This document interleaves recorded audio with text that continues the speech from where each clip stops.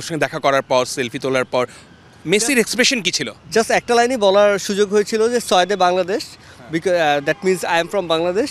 তো ছবিটা তোলার পরে যখন আমি সেলিব্রেট করছিলাম তো he was looking at me and smiling, so that was unbelievable feeling আর কি। ইতিমধ্যে আমরা গত বছর এমি মার্টিনেজ এবং রোনালদিনহোকে নিয়ে কাজ করেছি। সামনে আমাদের প্ল্যান আছে হচ্ছিল লিওনেল মেসিকে বাংলাদেশে নিয়ে আসা।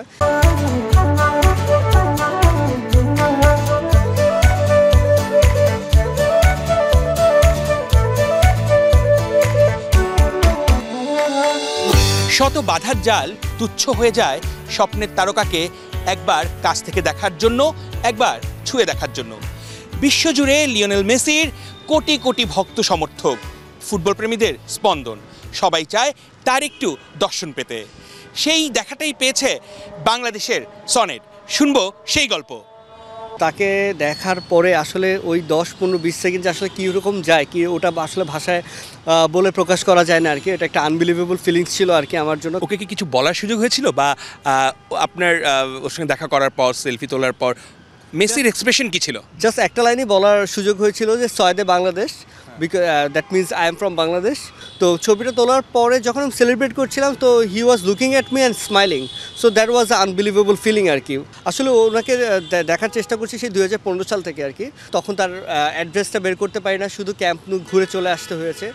এরপরে আবার 2020 সালে স্পেন গেলাম, তখন আপনার তার বাসার ঠিকানা বের করে ওখানে প্রায় 6-7 ঘন্টা দাঁড়ায় থাকার পরেও সামহাও ওনাকে রিচ করতে পারি নাই। 2022-এ কাতার বিশ্বকাপও চেষ্টা করেছিলেন নিশ্চয়ই? যে 2022 সালে কাতার বিশ্বকাপেও চেষ্টা করেছিলাম। পোল্যান্ডের ম্যাচে আপনার অ্যানাতোলার সাথে দেখা হয়েছিল। ওইবার অবশ্যই হয়তো আপনারও তার ফ্যামিলি মেম্বারদের সাথে দেখা হয়েছিল আর কি।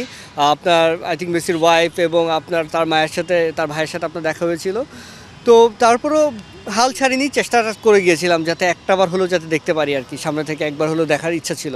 2 দিনে প্রায় আপনার বলতে পারেন যে 14 ঘন্টার মতো আমার দাঁড়ায় থাকতে হয়েছে।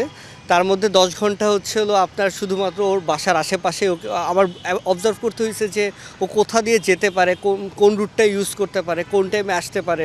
তো আমি চিন্তা করেছি যে যদি ওর অ্যাটেনশনটা তো গ্র্যাব করতে হবে, তো অ্যাটেনশন গ্র্যাব করার জন্য আমার কাছে মনে হয়েছে যে Argentine jersey is the perfect thing. সে 2 দিনের মোট 4 বার আমার সাথে তার আই কন্ট্যাক্টের মতোই সে ফাইনালি গাড়িটা স্টপ করেছে। আমার এটাই ভালো লাগছে, সে আগে থেকে গাড়িটা স্লো করছে। অনেক কষ্টের পর যেহেতু স্বপ্নের তারকার দেখা পেয়েছেন, নিশ্চয়ই ভবিষ্যতে আরও কিছু পরিকল্পনা রয়েছে? আসলে অবশ্যই আপনার আছে, যেহেতু আমি একজন ফুটবল ফ্যান। আমি ফুটবল নিয়ে কিছু কাজও করে থাকি আমাদের ইন্ডিয়ান শতদূর দত্ত দাদার সাথে আর কি। ইতিমধ্যে আমরা গত বছর এমি মার্টিনেজ এবং রোনালদিনহোকে নিয়ে কাজ করেছি। সামনে আমাদের প্ল্যান আছে হচ্ছিল লিওনেল মেসিকে বাংলাদেশে নিয়ে আসা। অবশ্যই গোটা বিশ্বজুড়ে যার ফ্যান, ফুটবলের জাদুকর মেসি, এই বাংলাদেশের মানুষ কিন্তু অপেক্ষায় আছে অন্তত তাকে খুব কাছ থেকে একবার দেখার।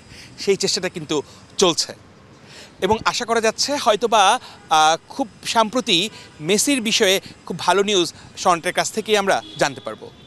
অর্ণব বাপি, 71 ঢাকা।